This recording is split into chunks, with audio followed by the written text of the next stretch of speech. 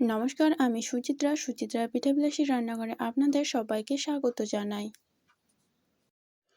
আমি আজ আপনাদের সাথে নতুন ধরনের একটি নিমকি শেয়ার করব। এই নিমকিটি আমি অন্যভাবে বা অন্য রকম করে তৈরি করেছি। খেতে কিন্তু অনেকটাই সুন্দর হয়েছে। তো চলুন আমি কিভাবে তৈরি করলাম সেটি দেখে নেওয়া যাক। তো আমি সর্বপ্রথম নিয়ে নিলাম মেজারমেন্ট কাপ দিয়ে 2 কাপ ময়দা। তার সাথে দিয়ে দিলাম হাফ চামচ বেকিং পাউডার।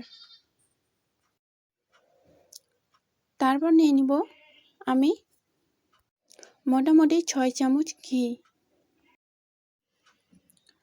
তারপর আমি ভালো করে মেখে নিব।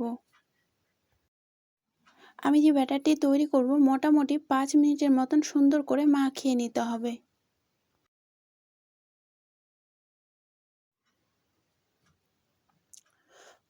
আমার প্রথমে মনে হচ্ছিল একটু ঘি কম হয়েছে, তার জন্য আমি আবারও অল্প একটু পরিমাণে ঘি দিয়ে দিলাম।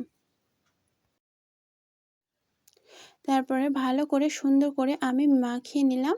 আর যখন এই যে এরকম মুঠ বাঁধবেন তখন মুঠা হয়ে আসবে। মুঠা হয়ে যখন আসবে তখন ভাববেন যে আমাদের ডো তৈরি।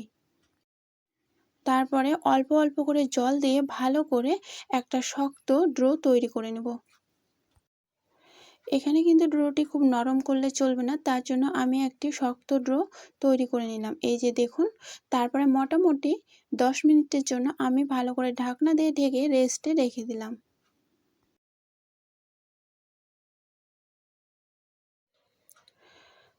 10 মিনিট পরে আবারও আমি ডোটা সুন্দর করে 5 মিনিটের মতো ভালো করে মাখিয়ে নিলাম। এই যে দেখুন, সুন্দর একটি ডো তৈরি হয়েছে। এখন আমার মাখানো কমপ্লিট। আমি মিডিয়াম সাইজের 3টি এরকম গুলি বানিয়ে নিয়েছি। এবার একটি বেলনা নিব। বেলনায় আমি দিয়ে দিব কর্নফ্লাওয়ার। উপর থেকে আমি ভালো করে ছিটিয়ে দিলাম, বা এখানে আপনারা চাইলে আটা বা ময়দাও দিতে পারেন। উপর থেকে ছিটিয়ে দিয়ে আমি ভালো করে সুন্দর একটি মিডিয়াম সাইজের রুটি তৈরি করে নিলাম। আর রুটিটা যেন খুব পাতলা না হয় আর খুব যেন মোটাও না হয়। তারপর নিয়ে নিলাম একটা এই যে এরকম ছোট সাইজের গিলাস। আমি যে রুটিটি তৈরি করে রেখেছিলাম, এই যে দেখুন, খুব মোটাও না আর খুব পাতলাও না। তারপরে গ্লাসটা দিয়ে আমি সুন্দর সুন্দর করে এই যে গোল গোল করে একটু করে দাবা দিয়ে সুন্দর করে আমি ছোট ছোট লুচি তৈরি করে নেব। এই যে দেখুন, আমি একই রকম ভাবে সবকটা লুচিকে তৈরি করে নিয়েছি। এবার উপর থেকে বাকি যে আমার ছোট ছোট লুচি তৈরি করার পরে আটাগুলো থেকে গেছে, সেগুলো উপর থেকে টান দিলে এই যে এরকম ছুটে গোল গোল হয়ে চলে আসবে।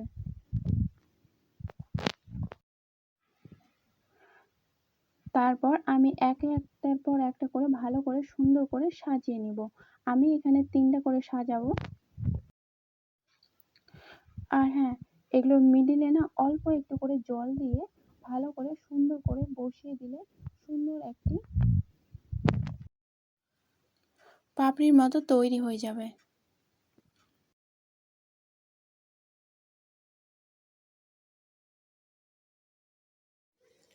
আমি একই রকম ভাবে সবকটা তৈরি করে নিলাম। তারপর নিয়ে নিলাম একটি কড়াইয়ে হালকা একটু তেলটি গরম করে নিয়েছিলাম। তারপরে যে আমি যে ছোট ছোট লুচি 3টে করে সাজিয়ে রেখেছিলাম, সেগুলো ভালো করে একটা একটা করে ছেড়ে দিলাম ও সুন্দরভাবে ভেজে নিলাম। এই যে দেখুন, ভাজার পরে কত সুন্দর, বেশ ফুলের মতো সুন্দর হয়ে তৈরি হয়ে এসেছে। একই রকমভাবে আমি সব কটাকে ভালো করে ভেজে নিলাম।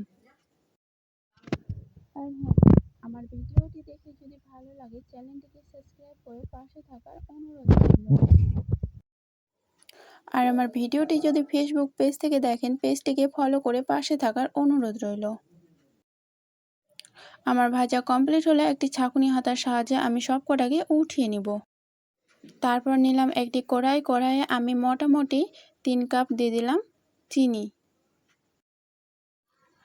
আর তার সাথে দিলাম 1.5 কাপ মতো জল। আমি যতটা চিনি নিব তার অর্ধেক পরিমাণে জল নিব। তারপর হালকা একটু নাড়াচাড়া করে চিনিটাকে গলিয়ে নিতে হবে। আর হ্যাঁ, আমি এখানে সেরায় দিয়ে দিয়েছিলাম 3 থেকে 4টি এলাচ। সেরাটিকে আমি ভালো করে ফুটিয়ে নিয়েছিলাম আর ঘন ঘন চেক করে নিয়েছিলাম যে একতার হয়ে আসছে কিনা। একতার হয়ে আসলে আমাদের সেরা রেডি। তখন যে আমি নিমকিগুলো তৈরি করে রেখেছিলাম সেগুলোকে ঢেলে দিলাম। নিমকিগুলো দেওয়ার পরে আমি মোটামুটি আরও 5 মিনিটের মতন সুন্দর করে ফুটিয়ে নিলাম। নিমকিটা যেন রসালো টাইপের হয়ে আসে তার জন্য আমি মোটামুটি আরও 5 মিনিটের মতো সুন্দর করে ফুটিয়ে নিলাম আর ঘন ঘন একটা খুন্তির সাহায্যে অনবরত নাড়াচাড়া করতেই থাকলাম। কিছুক্ষণ পর যখন এরকম অনেকটা রসালো টাইপের হয়ে আসবে তখন একটি ছাঁকুনি হাতার সাহায্যে ধীরে ধীরে উঠিয়ে নিলেই চলবে।